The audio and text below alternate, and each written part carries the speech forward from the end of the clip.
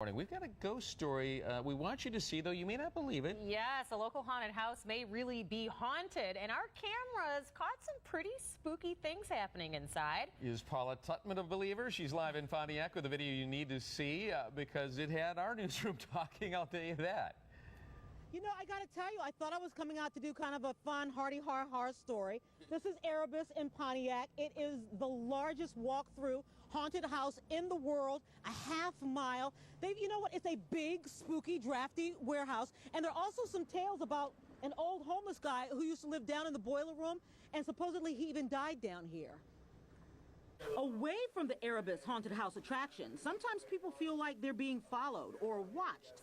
So last week, the owners contacted the Lower Michigan Paranormal Society, ghost hunters, to do an investigation. Zach Taribas was the tour guide for the LMPS. We do have an investigator that did hear voices and screaming. But it's a haunted house, and Yeah. they could have had stuff on. Everything was off. Zach works at Erebus and was at that investigation. I gave him my flashlight that I use every day at the haunted house here, and he twisted on just enough, set it on the floor. It was caught on video. All that stuff you see floating around is dust. But watch as Zach and the ghost hunters give commands, and the flashlight mysteriously obeys. And look, no one is anywhere near it. And I say, all right, turn it off, and the light turns off. And I say, all right, make it flicker, and it does one of these things.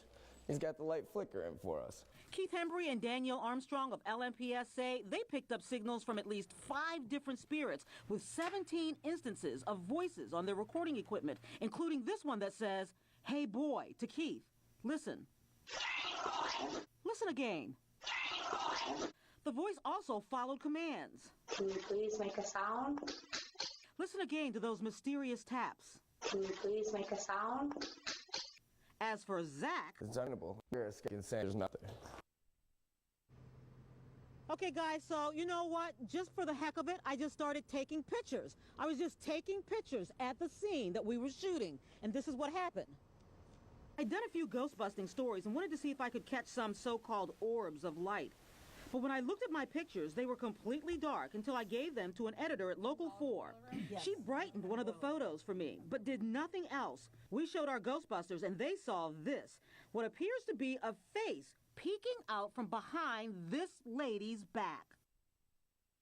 Oh, Yeah, Paula. I don't know if you guys, listen, you guys, seriously, I don't know if you're able to see that. We're going to put it on our website. Oh, we saw it. Halloween section, so you can see that. Okay, so the Ghostbusters have been looking at that photo all weekend long.